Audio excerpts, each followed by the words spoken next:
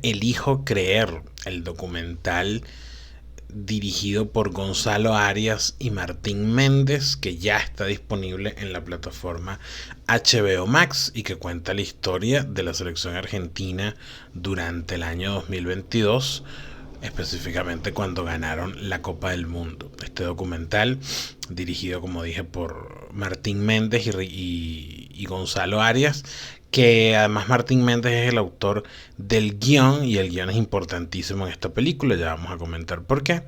Está narrado por Ricardo Darín y cuenta con las entrevistas de muchos de los protagonistas de aquella gesta, como Lionel Messi, Rodrigo de Paul, Ángel Di María, el Dibu Martínez, Julián Álvarez, Nicolás Otamendi, Enzo Fernández, Gonzalo Montiel. También cuenta con algunas ausencias. Y bueno, vamos a evaluar un poco qué tal ese documental, hacerle una crítica bastante breve porque lo pude ver ayer durante un apagón. Yo lo había, afortunadamente tenía la aplicación en el teléfono y lo vi allí aprovechando la falta de luz. Antes de hacerlo, como siempre, pues bienvenidos al canal. Espero que se suscriban, que activen las notificaciones. Tenemos críticas de cine de manera regular y pronto vamos a tener otras cosas acá en el canal. Así que, pues nada, comencemos. A ver, lo primero que hay que decir de Elijo Creer es que este es el documental oficial de la AFA, la Asociación de Fútbol Argentino. La oficialidad de este documental es importante recalcarla por dos razones. Primera, porque hay otro documental que se estrenó en la misma fecha, se estrenó en cines, este documental se estrenó en cines en diciembre del año pasado, no llegó a los cines de Venezuela, por eso no lo había comentado, pero como está disponible en HBO Max, pues ahora sí lo puedo comentar porque pueden verlo. Y el otro documental también se había estrenado en cines, el otro documental se llama Muchachos. Y Muchachos, que toma obviamente su título de la canción con la que las barras argentinas alentaban a la selección durante la Copa del Mundo. ¿Se acuerdan esa canción? Que decía: muchachos, ahora nos volvimos a ilusionar, quiero ganar la tercera, quiero ser campeón mundial. Muchachos es un documental que se propone a sí mismo como el documental de la gente. Eso porque en el afiche oficial de Elijo Creer salía un pequeño insert que decía el documental oficial de la AFA. Y entonces, pues obviamente para distinguirlo, lanzaron este otro documental, perdón, bajo el título de, les cuento que estaba con una gripe terrible, por eso también no he hecho videos esta semana, porque no tenía ni voz ni nariz para hacerlos. Bueno, ellos le pusieron como subtítulo al documental Muchachos, la película de la gente. El documental Muchachos está escrito por Hernán Casiari y está narrado por Guillermo Francella. Y está basado principalmente en cómo la gente vivió la Copa del Mundo y en mucho material que se hizo viral a través de redes sociales.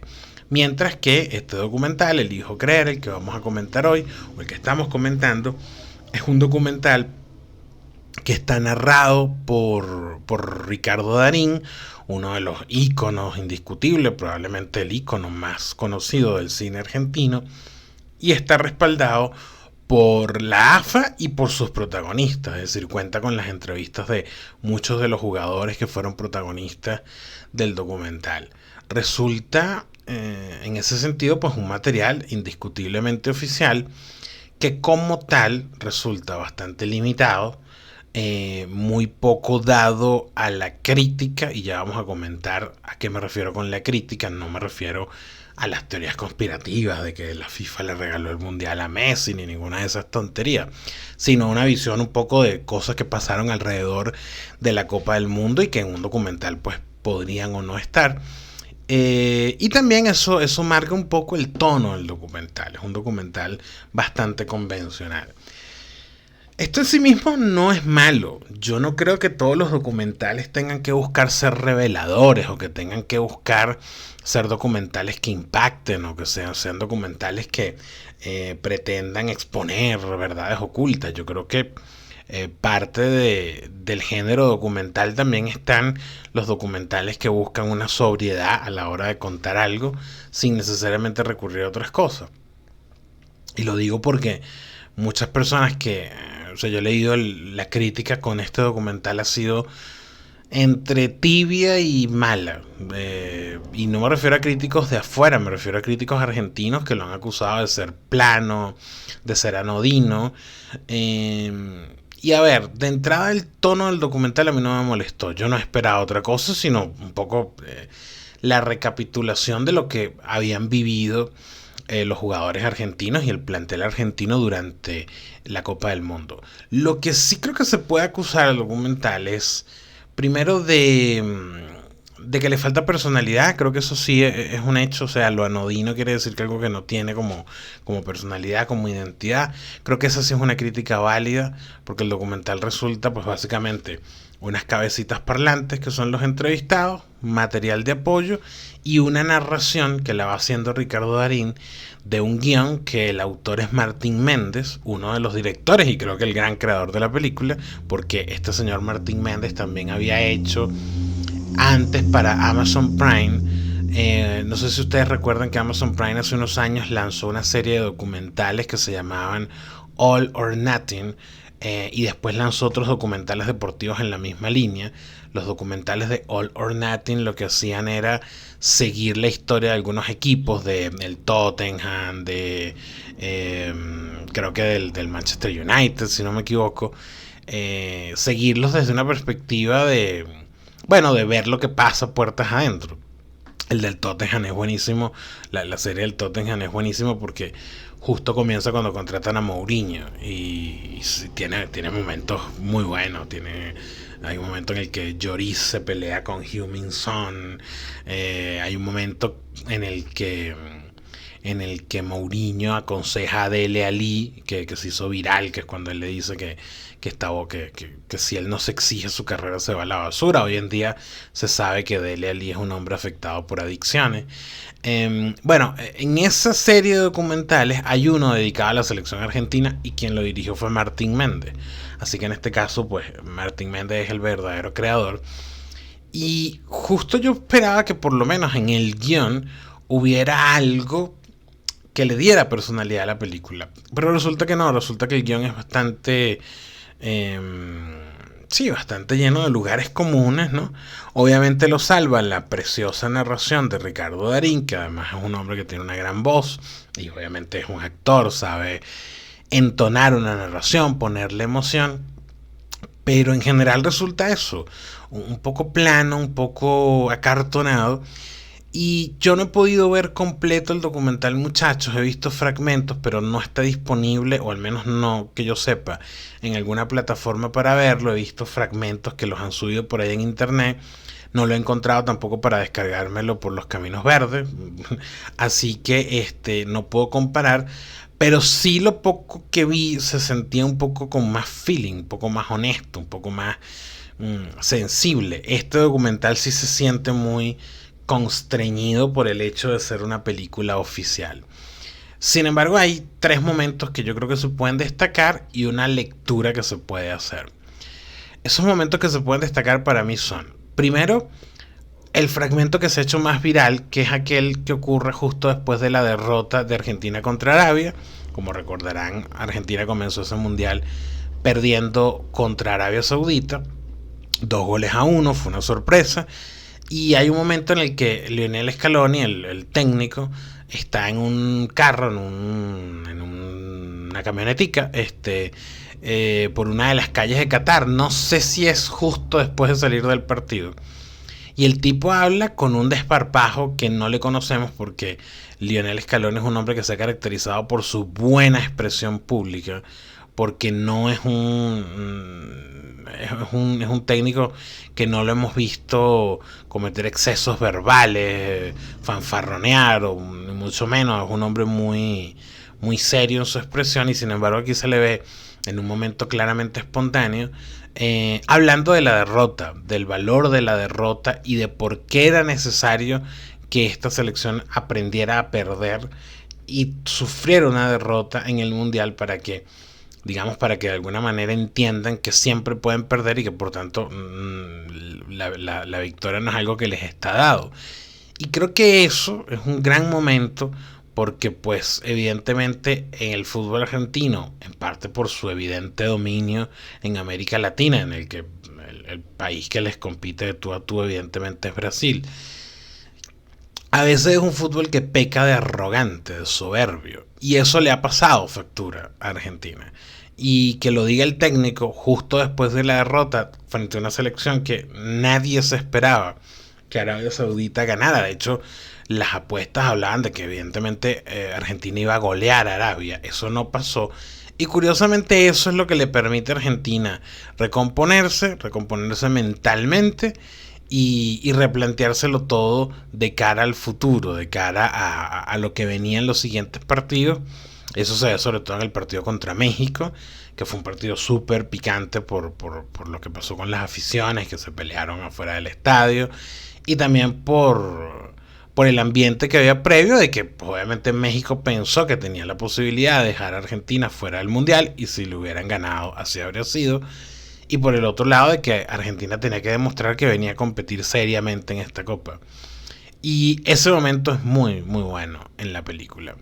El segundo momento es todo lo relacionado con la lesión de Rodrigo de Paul. Rodrigo de Paul estaba tocado durante la copa.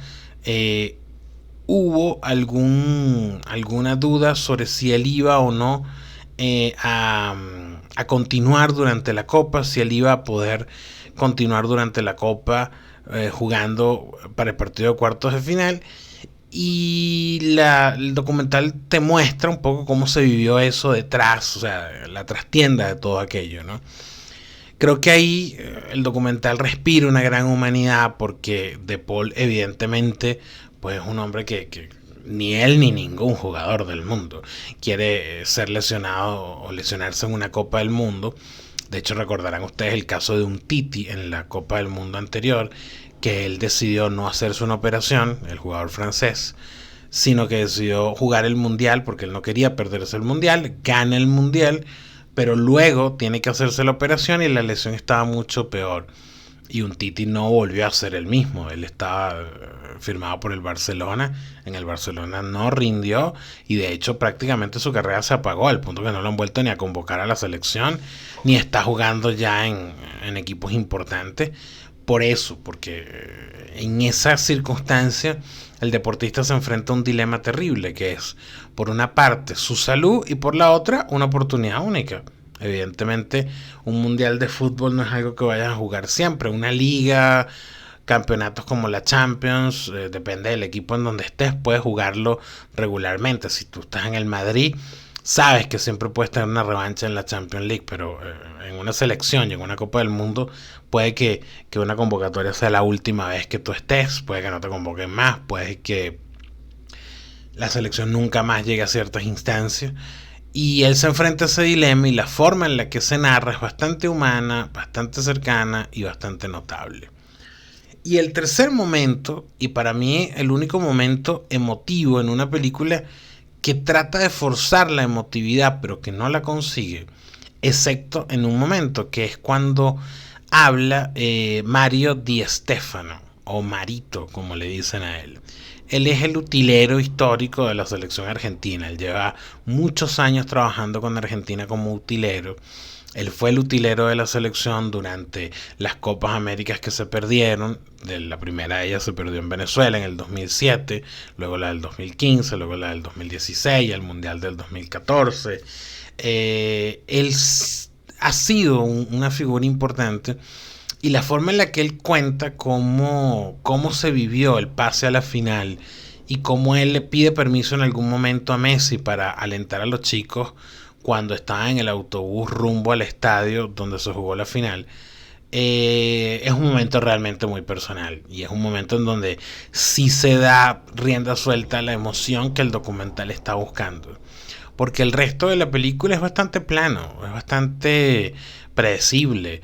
Incluso las entrevistas, es decir, es un documental que entrevista a Lionel Messi, a Rodrigo de Paul, a Ángel El Fideo Di María, al Dibu Martínez, a Julián Álvarez, a Nicolás Otamendi, a Nahuel Molina, a Enzo Fernández, a Gonzalo Montiel.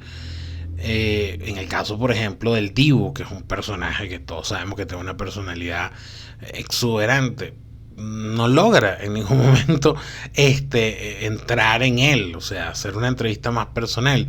No lo logra tampoco con Messi ni con Di María. De hecho, Di María tiene una entrevista en el documental Seamos Campeones, que está en Netflix, que es el documental sobre la Copa América, y la entrevista allí es 20 veces más íntima y más emocionante que la que suelta en esta película, en donde todo está como un poco, ¿cómo decirlo?, limitado por el formato, ¿no? Y básicamente el documental termina allí, cuenta la historia que ya todos sabemos, lo hace de una manera bastante políticamente correcta y con una narración que pretende ser emocionante, pero que no lo consigue, excepto en esos 3 momentos en los que por fin surge la espontaneidad en medio de lo plana que es la película, ¿no? Decía yo, sin embargo, que el documental también se le puede hacer una lectura, vamos a decir, entre líneas, y para mí esa lectura está en las ausencias. La primera ausencia que resuena en la película es la de Lionel Scaloni. Vemos el fragmento de Scaloni hablando en el autobús, vemos también un fragmento de sus entrevistas y de sus ruedas de prensa, pero Scaloni no está entrevistado. Y esto en parte tiene que ver con las tensiones entre el presidente de la AFA y el técnico argentino. Ellos son el presidente de la AFA es Chiqui Tapia. Ellos son 2 personas que Claudio Tapia, Chiqui Tapia le dicen, Chiqui Tapia. Ellos son 2 personas que han tenido muchos desencuentros luego de la Copa del Mundo, e incluso muchos dicen que esos desencuentros ya estaban durante la Copa del Mundo. Y el hecho de que Scaloni no sea uno de los entrevistados resalta terriblemente, es que es una ausencia tan notable que se siente. La otra gran ausencia es la de Lautaro Martínez. Acuérdense que Lautaro Martínez no tuvo un buen mundial. Es un goleador nato, un goleador fantástico del Inter de Milán, pero en el mundial falló muchas ocasiones claras. En la final falló ocasiones clarísimas que yo creo que si no hubiesen ganado el mundial, a Lautaro le hubiese caído una similar a la que le cayó a Higuaín en su momento. Higuaín es un delantero también fantástico, que tenía un rendimiento indiscutible con el Real Madrid, pero un delantero que cuando bueno, y después en el fútbol italiano, etcétera, pero un delantero que cuando le tocó jugar con la selección en la final del mundial cometió un error, cometió un fallo a raíz de un error que cometió Alemania, que le queda la pelota a él, la define mal, luego él hace un gol, se lo anulan por fuera de juego, y cuando esa final se pierde, Argentina, que es un país donde se tiende mucho a encumbrar y luego a bajar a pedradas a sus ídolos, eso es una cosa muy argentina, pues a él le cayeron buena parte de esas pedradas. Además luego en las Copas Américas, en la Copa América del 2015, si no me equivoco, él tiene una oportunidad muy clara y la falla, y en la ronda de penaltis de esa Copa América él falla su penal, y no me acuerdo, creo que él también tiene una falla muy importante en la Copa América Centenario, y a Higuaín le quitaron su estatus como un tipo que era admirado en Argentina, y él es un hombre que no es bien visto en Argentina a raíz de ese fallo. De esos fallos lo acusan a él de ser el culpable de que Argentina no haya ganado el mundial, y tengo la sensación de que a Lautaro Martínez le hubiera podido pasar lo mismo, de no ser porque evidentemente al ganar la Copa del Mundo, Lautaro es un tipo que ya nadie le reclama nada o no lo señalan, porque evidentemente Lautaro, o sea, digamos, no hay un daño y no hay a quien culpar, ¿no? Y la otra gran ausencia es el tema de Alejandro Gómez, el Papu Gómez, un personaje que fue muy importante en el mundial, que se le veía de risas con Messi en aquel stream que hizo Messi en plena Copa del Mundo con el Kun Agüero, y que de repente es un personaje que lo borran de la Copa, y luego lo excluyen por completo de la selección y nunca se supo qué.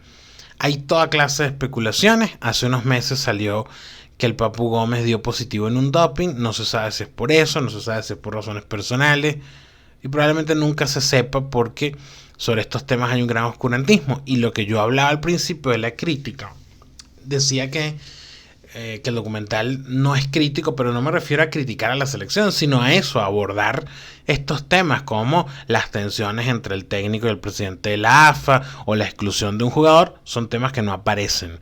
De hecho, el único momento de tensión en la película es cuando se cuenta lo que pasó en el partido contra Holanda, en que básicamente pues Argentina se victimiza, dice que Van Gaal los provocó, que los jugadores holandeses los provocaron, e incluso en ese fragmento el trato es bastante epidérmico, no se mete mucho en mayores honduras. Y es muy raro porque que el documental tenga este tono, es muy raro, porque curiosamente yo creo que la historia de Messi y la obtención de esta copa es una historia que tiene una épica que es indiscutible. Lionel Messi es un deportista que se merecía ganar el mundial. Es un deportista mágico, histórico. Y que la forma en la que él se levanta luego de salir del Barcelona, de irse a un equipo donde nunca fue querido y donde creo que nunca se adaptó del todo, que es el PSG, y sin embargo resurgir de todos esos fracasos para comandar a su selección en una actuación épica, porque lo de Messi en este mundial fue absolutamente épico. Creo que una de las mejores actuaciones individuales en mundiales, pero sin duda lo de Messi es monumental en esta Copa del Mundo. Incluso la forma en que ganan el mundial, la épica de esa final en la que van ganando 2-0 y se los empatan en minutos y luego se adelantan con gol de Messi y luego Mbappé vuelve a empatarlo. Es una cosa extraordinaria. Es una cosa extraordinaria y es una historia emocionantísima que aun cuando la quisieras narrar desde un punto de vista oficial, como es el caso de esta película, podrías haberla narrado con más emoción, con más intimidad, con más garra, y eso no se siente.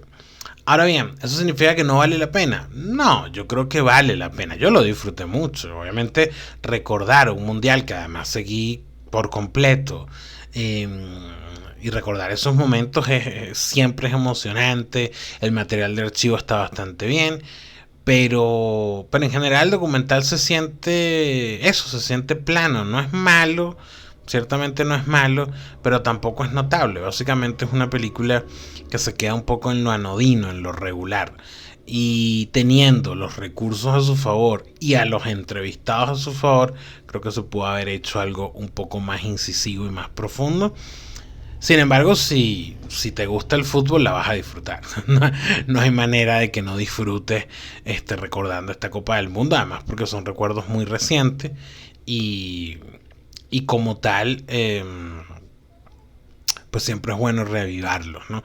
Y más aún con lo que pasó después, cuando se termina la Copa del Mundo. Muchos han acusado a Messi de que esa Copa del Mundo no la merecía. Eso es una tontería. Todos los que vimos ese mundial sabemos que ganó el que tenía que ganar.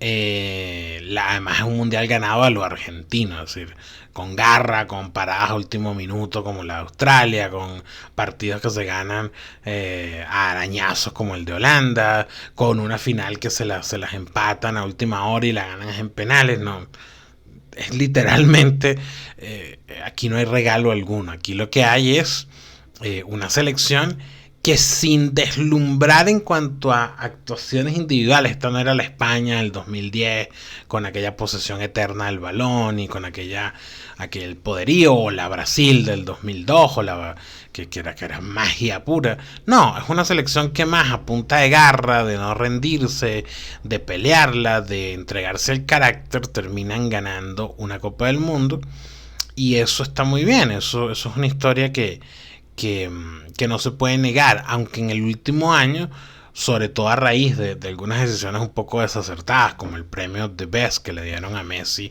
hace unos días, que claramente es inmerecido, que de hecho el propio Messi ni siquiera lo ha agradecido ni lo ha mencionado. Creo que porque el propio Messi se siente incómodo de recibir un premio que él sabe que es inadecuado. Pues eso ha llevado a que algunos pretendan como por debajear o disminuir el logro de Argentina.